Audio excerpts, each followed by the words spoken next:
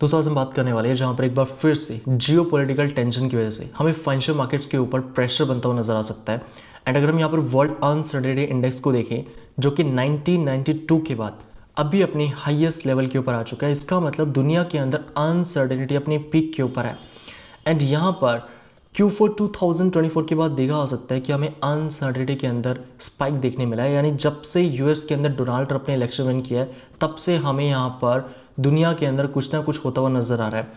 दोस्तों अभी के टाइम पर अमेरिका प्लान कर रहा है ईरान के ऊपर अटैक करने का, और लास्ट 24 आवर्स में देखा जा सकता है जहाँ पर 150 से ज़्यादा यूएस मिलिट्री कार्गो को यहाँ पर मिडिल ईस्ट की तरफ देखा गया जाते हुए, और लास्ट 24 आवर्स के अंदर 50 से ज़्यादा फाइटर जेट्स को देखा गया। अगर आप यहाँ पर मैप के अंदर देखें तो अमेरिका से यहाँ पर यूरोप की तरफ आपको अमेरिका के जो फाइटर जेट्स हैं वो जाते हुए नजर आएंगे। कार्गो प्लेन्स यहाँ पर आपको मिडिल ईस्ट की तरफ जाते हुए नजर आएंगे। अगर हम यहाँ पर पॉसिबिलिटी की बात करें, कितनी % पॉसिबिलिटी है कि यहाँ पर अमेरिका ईरान के ऊपर अटैक करेगा। और हमेशा ध्यान रखें जब भी वॉर की या अटैक की न्यूज़ आती है तो फाइनेंशियल मार्केट्स के ऊपर इसका सबसे पहले नेगेटिव इंपैक्ट देखने मिलता है।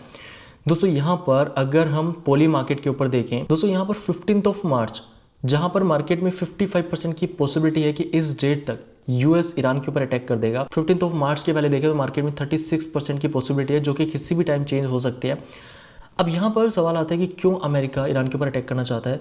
दोस्तों जैसा कि हम काफ़ी टाइम से देख रहे हैं कि ईरान यूरेनियम को एनरिच करने के ऊपर काम कर रहा है, क्योंकि ईरान भी चाहता है कि हम यहाँ पर न्यूक्लियर वेपन्स को बनाएं। एंड अमेरिका ही बिल्कुल नहीं चाहता कि ईरान यहाँ पर न्यूक्लियर वेपन्स को बनाए, क्योंकि अगर आप मैप को देखें तो ईरान के आसपास की जो नेबर कंट्रीज़ है, इराक, सऊदी अरेबिया, ओमान, ये वो सभी कंट्रीज़ हैं जिनके पास न्यूक्लियर वेपन नहीं है।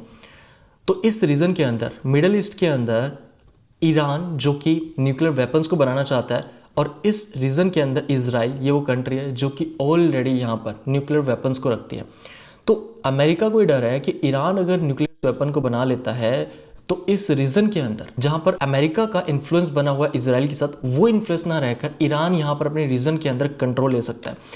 दोस्तों यहां पर अगर हम स्टॉक मार्केट की बात करते हैं, यूएस का स्टॉक मार्केट अपने ऑल टाइम हाइस के ऊपर है, और यूएस के स्टॉक मार्केट के ऊपर हमने अभी से 2 वीक्स पहले चैनल पे वीडियो किया था। एंड इस वीडियो के अंदर हमने डिटेल के अंदर डिस्कस किया है। इस वीडियो के अंदर आपको क्लैरिटी मिलेगी कि किस तरीके से यहाँ पर मार्जिन डेट अपने हाइस के ऊपर है और कितना % पैसा जो है वो यूएस सिटीजन्स का यूएस के स्टॉक मार्केट में लगा।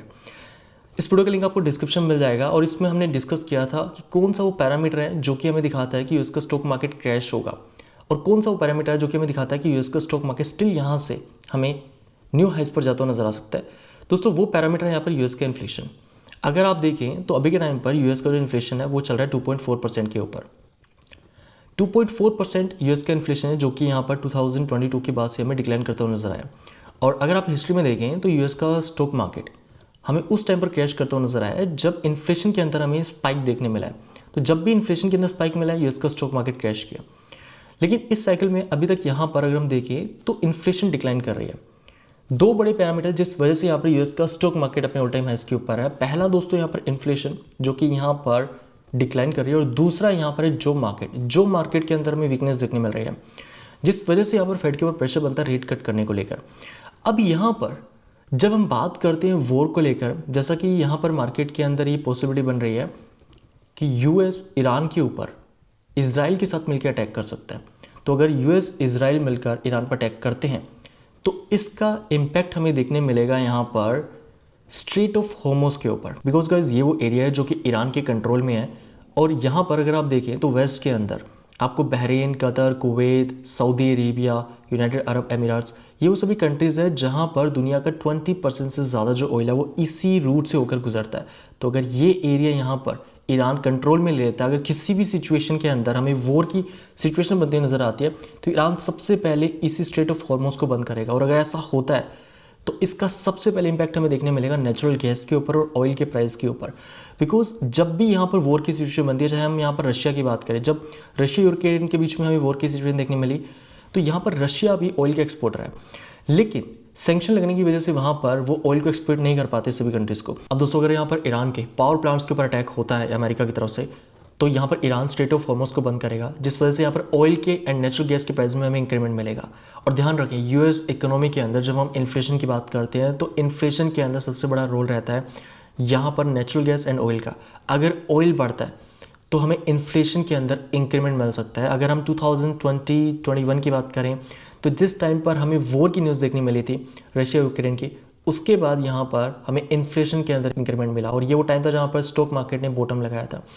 ध्यान रखें, अगर अमेरिका अटैक करता है तो इसका इम्पैक्ट आएगा यूएस इकोनॉमी के ऊपर, इन्फ्लेशन के ऊपर, महंगाई बढ़ेगी और महंगाई बढ़ने के साथ ही में इसका नेगेटिव इम्पैक्ट हमें देखने मिल सकता है यूएस के स्टॉक मार्केट के ऊपर।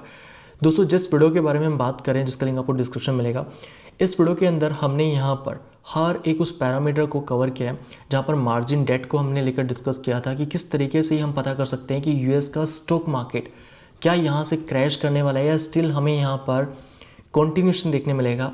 क्योंकि यूएस के स्टॉक मार्केट की बात हम इसलिए कर रहे हैं क्योंकि अगर यूएस का स्टॉक मार्केट क्रैश करता है तो इसका इम्पैक्ट हम क्रिप्टो पर देख सकते हैं, बिकॉज स्टॉक मार्केट के अंदर अगर सेलिंग आती है तो क्रिप्टो के ऊपर भी हमें इसका इम्पैक्ट देखने मिलता है। जबकि लास्ट 1 ईयर से स्टॉक मार्केट अप ट्रेंड के अंदर है, लेकिन इसका इम्पैक्ट हमें क्रिप्टो पर देखने नहीं मिल रहा। तो यहाँ पर ध्यान रखें, अगर हम यूएस के स्टॉक मार्केट के अंदर बिटकॉइन के चार्ट को लगाते हैं तो यहाँ पर देखा भी जा सकता है सितंबर 2025 जहाँ पर बिटकॉइन टॉप करता है, उसके बाद से स्टॉक मार्केट अप ट्रेंड के अंदर, लेकिन बिटकॉइन यहाँ पर 50% से ज़्यादा अपनी वैल्यू लूज़ कर चुका है। अगर हम बिटकॉइन की बात करते हैं तो बिटकॉइन डोमिनेंस जहाँ पर अपनी बेयर फ्लैग के स्ट्रक्चर को नीचे की तरफ ब्रेक कर चुके हैं। दोस्तों, यहाँ पर बिटकॉइन डोमिनेंस के अंदर हमें वीकनेस देखने मिल रही है, लेकिन अगर हम मैक्रो साइड से देखते हैं तो मार्केट के अंदर अभी भी पैनिक है। जियोपॉलिटिकल टेंशन की वजह से मार्केट के अंदर हमें सेलिंग नज़र आ सकती है और वॉर की न्यूज़ हम लास्ट 1.5 ईयर से देख रहे हैं। हर बार वॉर की न्यूज़ आती है, मार्केट क्रैश करता है। अगर हम बिटकॉइन की साइड से देखें वीकली टाइम फ्रेम के अंदर, तो वीकली के अंदर RSI जो कि अपने बॉटम जोन पर आ चुके हैं, जहाँ पर हमें हमेशा से बॉटम देखने मिला है 2015 के बाद। एंड अगर हम यहाँ पर वीकली टाइम फ्रेम के अंदर 2015 के चार्ट के साथ कंपैरिजन करें तो सिमिलर स्ट्रक्चर अभी के टाइम पर हमें देखने मिल रहा है, जहाँ पर हमने RSI के अंदर सपोर्ट को नीचे ब्रेक किया, ब्रेक करने के बाद RSI यहाँ पर जाती है 28 के लेवल पर। इसी प्रकार का स्ट्रक्चर यहाँ पर दिखा सकता है। इस बार हमने स्ट्रॉन्ग सपोर्ट ट्रेंड लाइन जिसको हम होल्ड कर रहे थे नीचे की तरफ ब्रेक डाउन किया, रिटेस्ट किया, रिटेस्ट करने के बाद हम यहाँ पर वापस से 28 के लेवल पर आ चुके हैं। दोस्तों, यहाँ पर अगर हम टोटल मार्केट कैप की बात करते हैं, टोटल मार्केट कैप जो कि अपने प्रीवियस बुल मार्केट का जो टॉप था इसको नीचे की तरफ ब्रेक कर चुका है।